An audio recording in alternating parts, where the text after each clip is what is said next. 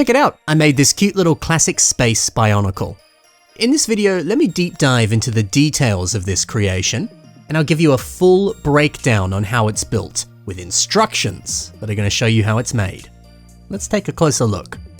So this is Cosmok, a classic space Matoran. I built this little guy back in 2014. Despite its age, I'm actually still pretty happy with him. He's nice and posable. He's sporting these nice classic space colors, which of course is iconic to the legendary space theme. And to top it all off, he's got a very rare trans yellow cow mask. In fact, actually, this is what spawned the idea for this little guy. I bought this mask on Bricklink back in the day, I believe it was 2013. And at the time, I paid a fair bit of money for this. Back then, it was worth the very crazy high price of $20. Yeah, I remember thinking, Ben, what are you doing? Why are you spending so much money on one Lego piece? That is crazy. Anyway, now it's worth $350. So I'm glad I bought it for actually quite cheap back then. We're in the post-COVID era, guys.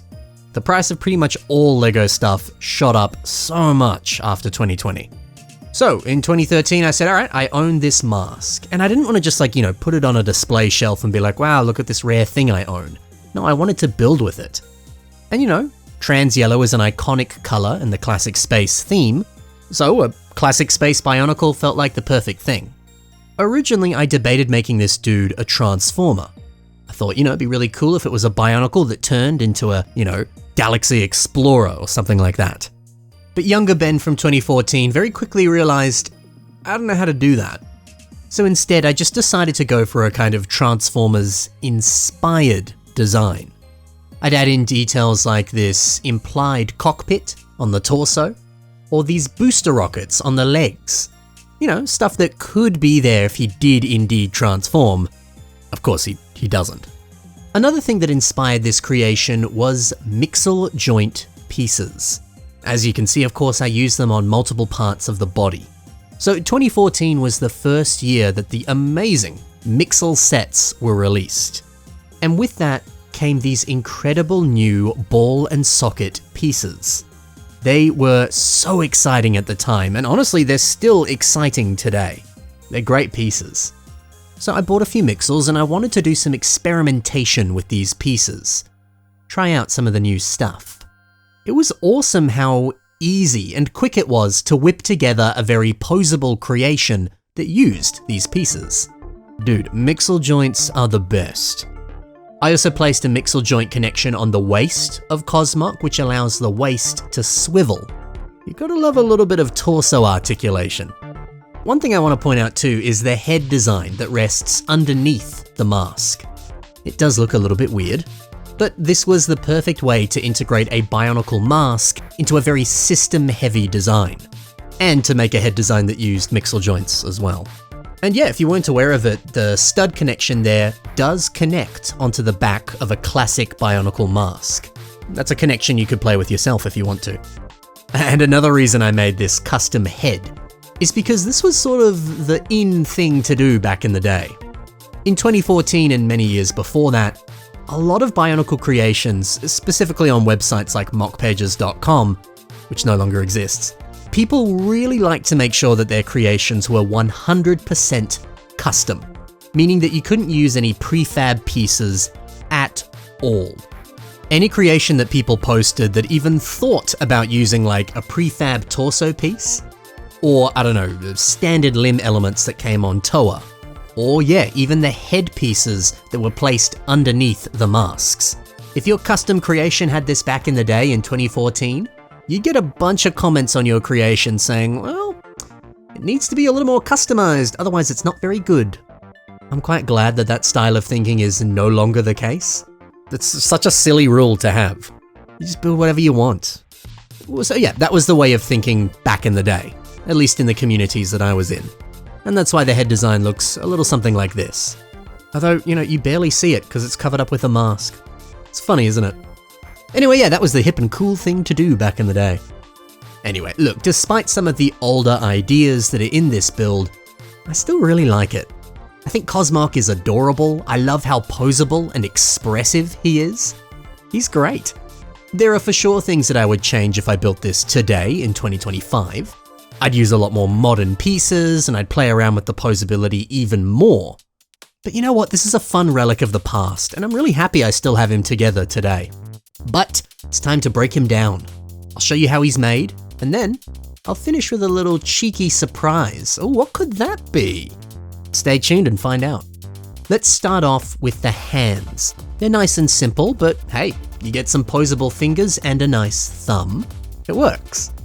We're onto the arms now, and most of these limbs, they just take that mixel joint and then they use some kind of like bracket piece to wrap around the edges to dress it up a little bit, armor it up, make it stocky and bulky. I think it works. The upper arm has a little bit more going on, and actually there's a few older elements in here too that LEGO no longer produces. Like these finger joint pieces, or kind of finger joint plates, I suppose. You could probably substitute these out for some brackets or something else, something a bit more modern. Because yeah, it's a little bit of an older piece, you might not have it in your collection. Other than this, a fair amount of the pieces that are used here are still available today. That's the arms all done. Let's move over now to the leg design. We'll start off with the feet. You'll see that I use this technique where I place some of these small pins into the anti-studs of certain bricks. I believe that you could classify this as an illegal technique, as I think that it does put a little bit of stress on these pieces, and you don't really see LEGO doing this in official sets. But if I'm honest, I think it only puts very minor stress on these pieces. So I don't think you're going to have any problems with the pieces breaking. Plus, I've had this together for like 11 years now. No dramas, no issues, no broken pieces. The limbs are very much the same story as the arms, just putting some brackets on the edges to buff them up and armor them out. The bottom leg has armor on both sides, and the top leg, it's only on one side. And that's been done so that it sits flush with the waist. You'll see how that works when all of this gets put together. You might notice some of the pieces are a little bit faded. Well, that's because some of these pieces actually came from old classic space sets. You gotta be authentic.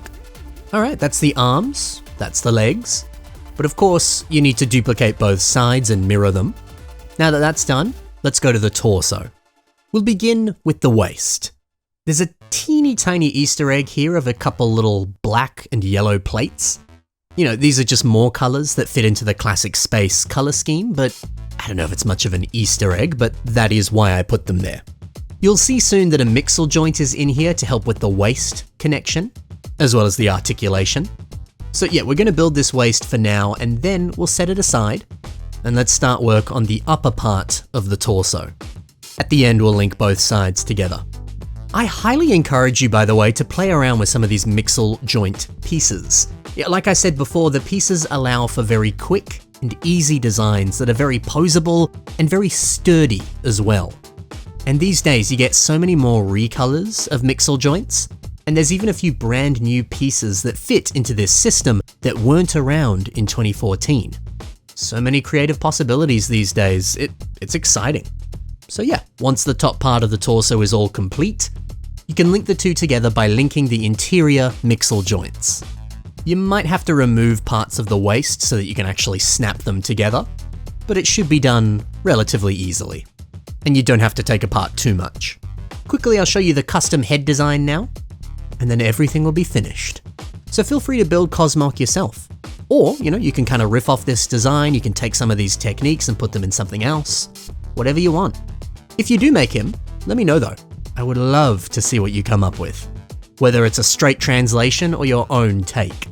And with all the pieces assembled, we can put him together and there you go, Cosmok is born. Fantastic! But I promised you a surprise.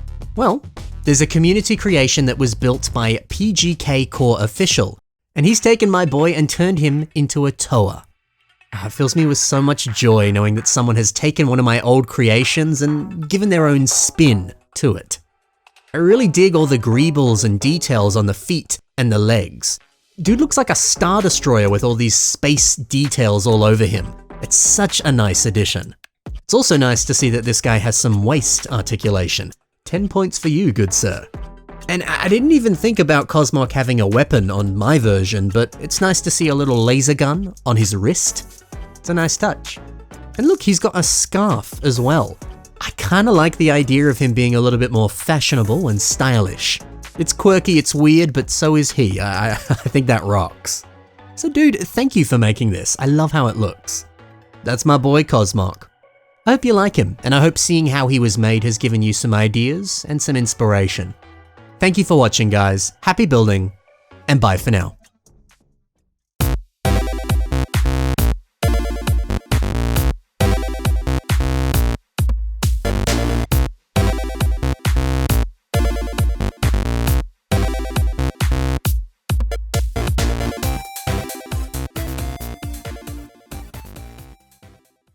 If you want to see more breakdowns of some of my older mocks, let me know. I can do more.